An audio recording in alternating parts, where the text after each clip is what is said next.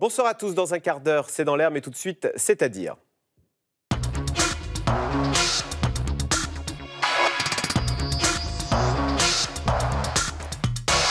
Frédéric Denré, bonsoir. Vous êtes journaliste, spécialiste des questions environnementales, chroniqueur, on vous entend notamment sur France Inter, et vous publiez Le bio au risque de se perdre chez Buchet-Chastel.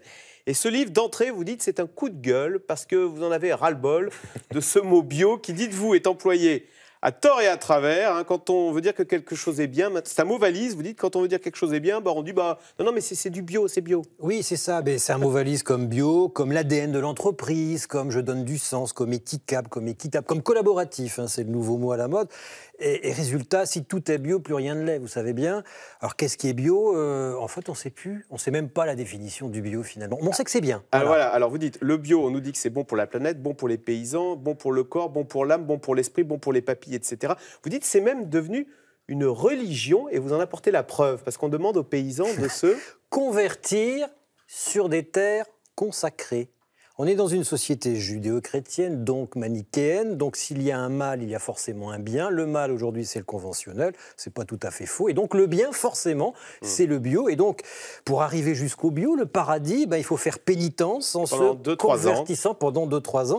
Et c'est une vraie pénitence d'un point de vue financier pour les agriculteurs qui prennent le risque. Alors, vrai. On reviendra un petit peu sur le fond quand même du bio, mais une dernière question un petit peu généraliste. Le bio, idéologiquement, ça vient d'où? Ça n'a pas toujours été une idéologie écolo-gauchisante. Hein. Non, le bio, c'est l'externalité positive d'un mouvement foncièrement anti-républicain qui est né à la fin du 19e dans le désarroi de la paysannerie française qui voyait la société devenir industrielle et urbaine.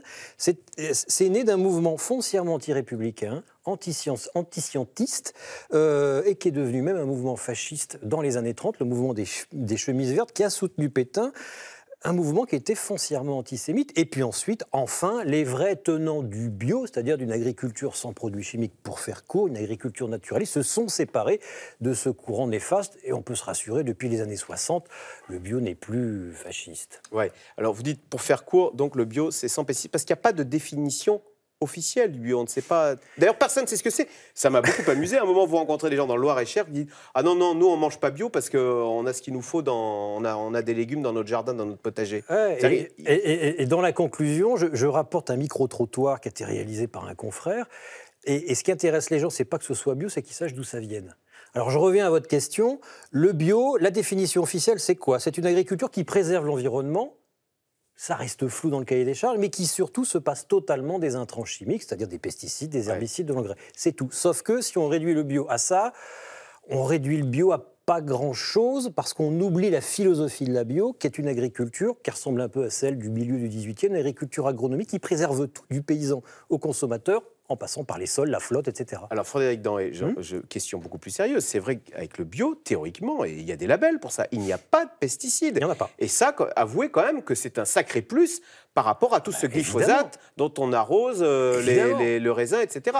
Donc là, pour le coup, le bio, ça veut dire quelque chose. Le bio, ça veut dire sans produits chimiques. Bon. Voilà. Sauf que si on le réduit à ça, on oublie que le bio, dans sa philosophie, c'est tout autre chose.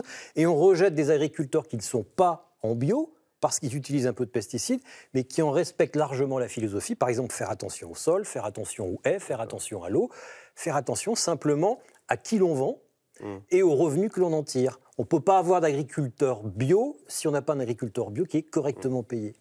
Mais c'est aussi manichéen que ça.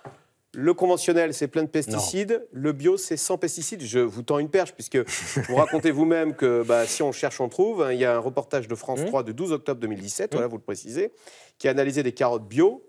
Et on a retrouvé des pesticides. Mais forcément, on en retrouve partout. Moi, si j'analyse vos cheveux, je vais retrouver même des polluants chimiques qui sont interdits depuis 40 ans, parce qu'ils sont encore dans l'air. Il y a des métaux lourds, il y a des polluants organiques persistants. On va retrouver dans vos cheveux, dans les miens, des traces de PCB qui n'existent plus en théorie. Nous vivons dans un monde chimique depuis le lendemain de la Seconde Guerre mondiale, même depuis les années 30, si on se place aux États-Unis. Donc, inévitablement, il y a des traces. Inévitablement. Même dans les légumes bio, en fait, il y a des pesticides. Mais il suffit que le camion qui est allé chercher la production de carottes bio du producteur bio bio n'ait pas été correctement lavé pour qu'inévitablement, si 2 jours avant il a transporté des carottes non bio, il y ait des éléments de trace. Et c'est pas pour autant qu'il faut considérer que le bio est contaminé. On est sur des éléments de trace à la limite de ce qu'un appareil est capable de mesurer. On peut pas aller du tout ou rien, c'est pas possible. D'accord. Alors, deuxième argument en faveur du bio, ceux qui consomment du bio vivent plus longtemps. Ça, c'est une réalité, c'est ce que montrent les études. C'est ce que montrent les études, sauf qu'on se rend compte dans les études qu'il y a un biais énorme, c'est qu'en général, les gens qui mangent bio sont des gens qui font attention à eux. Ils mangent bio parce que c'est l'aboutissement d'une hygiène de vie, d'un mode de vie qui fait qu'ils mangent des fruits et des légumes frais, qu'ils préparent eux-mêmes, que globalement, ils ne passent pas leur temps en permanence à manger du fast-food, qu'ils ne passent pas leur temps en permanence allongés devant la télé, vautrés devant la télé à manger des chips.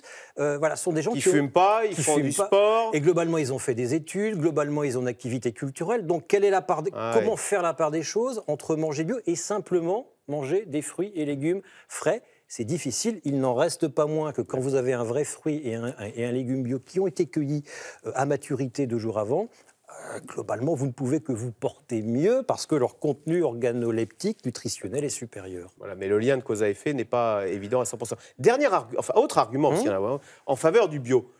Une bonne tomate bio, c'est quand même bien meilleur goût que ces tomates, j'allais dire de la grande distribution, vertes là, et farineuses. Oui, mais encore une fois, cette tomate bio, elle a du goût. Pourquoi? Parce qu'elle est bio ou parce qu'elle était cueillie à maturité 2 jours avant? Le problème de la tomate, c'est quoi?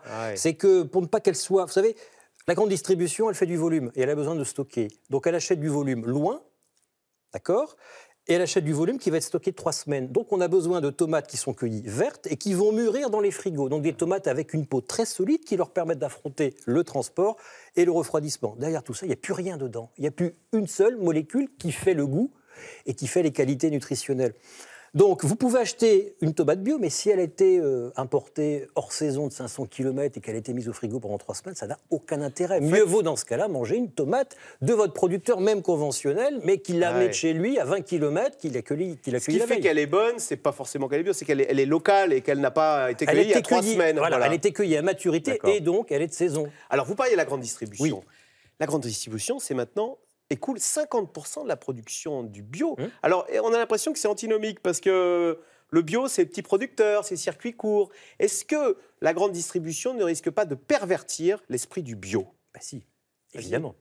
La grande distribution est antinomique en raison même de ce que je viens de vous exposer, à savoir sur les fruits et légumes frais, la grande distribution a besoin de faire de la distance et de faire du frigo. Voilà, donc c'est antinomique avec une production de proximité.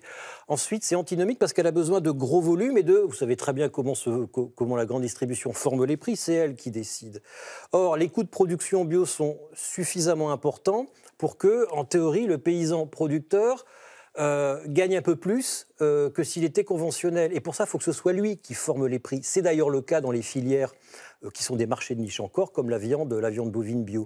Donc la grande distribution en soi est antinomique. Mais la grande distribution a besoin du bio. Pourquoi? C'est pour retenir les clients qui foutent le camp. Parce que son modèle on en revient à votre filon marketing du début. Voilà, donc ça devient filon marketing. Et la meilleure façon de ne pas être phagocyté par ce qui nous menace, c'est de le lancer, de le nourrir un petit peu. Je crée une petite filière bio. Et puis dès lors qu'elle commence à grossir, je change le modèle de formation des prix, je renégocie les contrats et là, stop. Et on se retrouve avec des oignons bio qui viennent de Nouvelle-Zélande, parce qu'il faut approvisionner le marché à grande échelle. Donc un oignon qui a traversé la moitié de la planète déjà. C'est pas tout à fait bio. C'est pas l'esprit bio. Non. Alors vous dites, on manque de labels là-dedans. C'est vrai qu'on n'y comprend rien dans les labels. Et d'ailleurs, tout est fait pour perdre le consommateur. À la fin, non mais c'est parce qu'il est drôle votre livre. Vous dites, on nous fait croire, il y a des mentions sur tous les paquets pour nous faire croire que tout est local. Alors vous dites, quand vous achetez une tranche de jambon, elle peut être paysanne, fermier, à la louche, à la baratte, au chaudron, cuit dans son moule, au torchon, à la main, au feu de bois, à la ferme, à l'herbe et l'indépensable à l'ancienne. Tout semble artisanal alors que rien ne l'est. Tout est fait pour tromper le consommateur. Oui, mais le consommateur, on est un pays de paysans, il ne faut jamais l'oublier. On est un pays de gastronomie. On est le premier pays de gastronomie au monde, peut-être avec l'Italie et la Thaïlande. Ce qui nous rassure, c'est le terroir. C'est un lien fantasmagorique avec le terroir. On imagine tous avoir des racines paysannes. Et j'en reviens au micro-trottoir de tout à l'heure dont je parlais. Ce qui rassure les gens, c'est pas que ce soit bio. Ce qui rassure les gens, c'est que parce qu'ils connaissent le producteur va faire attention. Et donc, on joue là-dessus. Et d'ailleurs, les marques de distributeurs jouent toutes là-dessus. Certaines sont très bonnes d'ailleurs, travaillent de façon correcte. Mais donc, on joue sur du traditionnel, mais qui ne peut pas l'être, vu qu'on passe par un process industriel. On n'est plus sur de l'artisanal. Mais quoi qu'il en soit, ça prouve une chose, c'est que le bio ne perdurera que s'il se conforme à sa philosophie. Sa philosophie, c'est forcément un bio territorial, local, qui nourrit autant le paysan que le consommateur, sans rien abîmer entre les deux. Voilà, un coup de gueule très convaincant. Hein. Le bio Merci. au risque de se perdre, c'est chez Bucher-Chastel. Merci beaucoup, Merci. Frédéric Denrey. Vous restez avec nous tout de suite, c'est dans l'air.